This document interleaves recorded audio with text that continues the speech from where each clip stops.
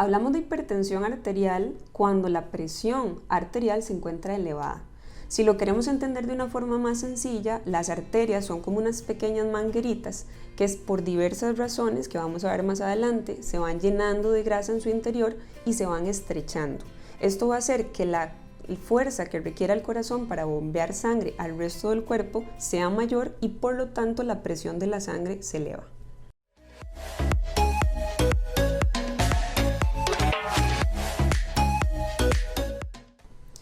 Existen dos tipos principales de hipertensión arterial. La primera le vamos a llamar hipertensión arterial primaria o esencial. Esta es la más común en la población. Generalmente se desarrolla en el transcurso de varios años y no hay una causa identificable. Por otro lado, tenemos la hipertensión arterial secundaria, que es cuando algo me lo produce. Eso puede ser diversas causas, como por ejemplo enfermedades subyacentes como la diabetes, enfermedades renales, tumores, medicamentos, uso de algún tipo de drogas. Generalmente este tipo de hipertensión aparece de una manera más súbita y los niveles de presión son más elevados que los que se ven en la hipertensión arterial primaria.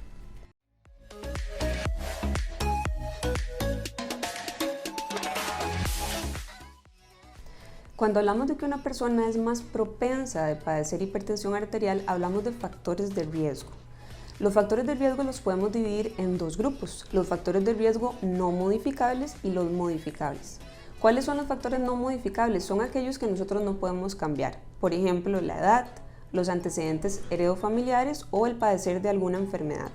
Los factores de riesgo modificables dentro de la hipertensión arterial son los más importantes porque son aquellos en los que nosotros podemos influir. Dentro de los factores de riesgo tenemos la dieta no saludable. Son aquellas dietas que son altas en grasas saturadas, en sodio, cuando hay un consumo bajo de frutas y verduras. Todo esto puede predisponer a la hipertensión arterial. El sedentarismo, se ha visto que las personas que no realizan actividad física tienen una frecuencia cardíaca más elevada. Esto quiere decir que el corazón tiene que bombear más sangre y posteriormente podría elevar la presión arterial. El consumo de tabaco por sí solo, no solo el fumarlo, sino también el masticarlo va a subir la presión arterial.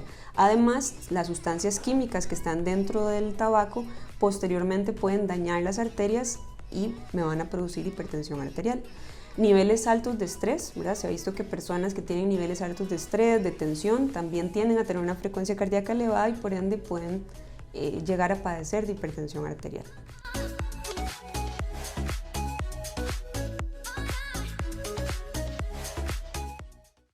Generalmente la hipertensión arterial o el tener presión alta no va a dar síntomas, eso es lo más común. Es por eso que a esta enfermedad se le llama el asesino silencioso, porque tenemos niveles altos de presión sin que el paciente lo note. Cuando sí se presentan síntomas, lo más común es que se presenten cosas como cefalea, que es dolor de cabeza, acúfenos, que son como esos soniditos o pitidos que se sienten en los oídos, que el paciente vea lucecitas o que parezca que está viendo objetos extraños a través de sus ojos, palpitaciones, taquicardia, náuseas, confusión o visión borrosa, entre otros síntomas.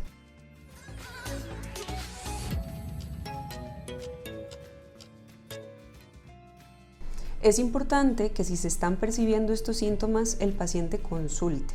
¿Okay? Se puede hacer a través del servicio de telemedicina en el caso de que tenga el aparato electrónico para tomarse la presión o si no lo tiene, que solicite una visita médica a domicilio para que se le cense la presión y a partir de ahí poder hacer un diagnóstico.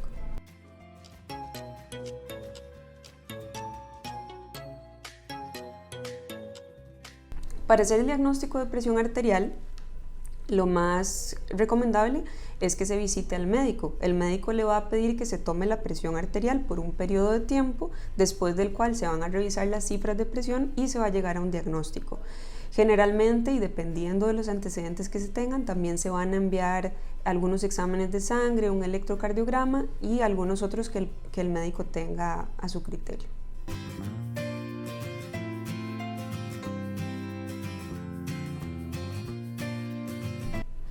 El tratamiento de la hipertensión arterial inicia fundamentalmente con un cambio en el estilo de vida.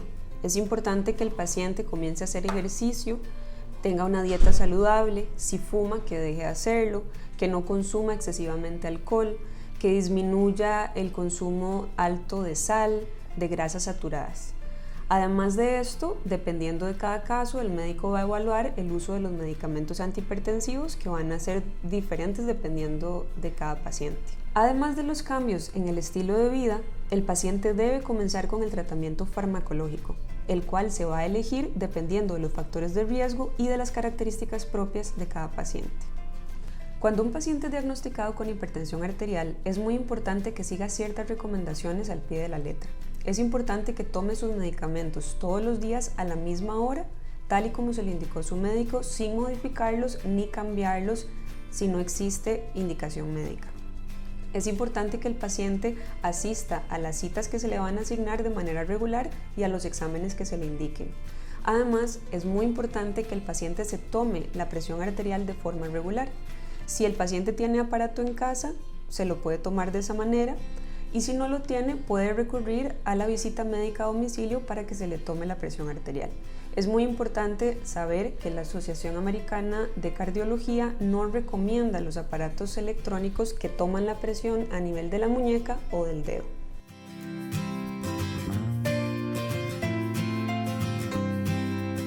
Si una persona es diagnosticada con hipertensión arterial y no sigue un control adecuado y regular, la presión alta a largo plazo le va a generar consecuencias. Principalmente podemos encontrar entre ellos el infarto, los derrames cerebrales y el daño a ciertos órganos importantes como por ejemplo los riñones, en la visión o al propio corazón.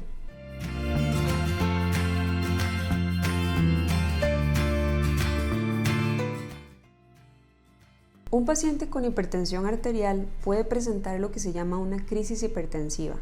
Vamos a tener esto cuando las cifras de presión arterial se elevan súbitamente muy por encima de los valores considerados como normales. El paciente se puede dar cuenta que está en una crisis hipertensiva de dos maneras.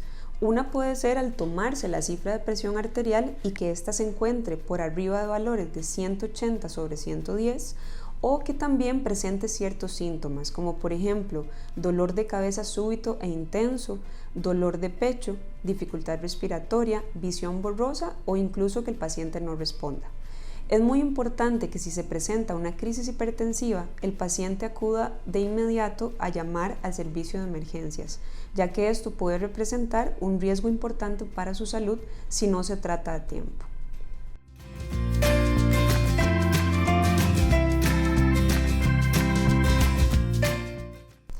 Dentro del tema de la hipertensión arterial, lo más importante y fundamental es la prevención.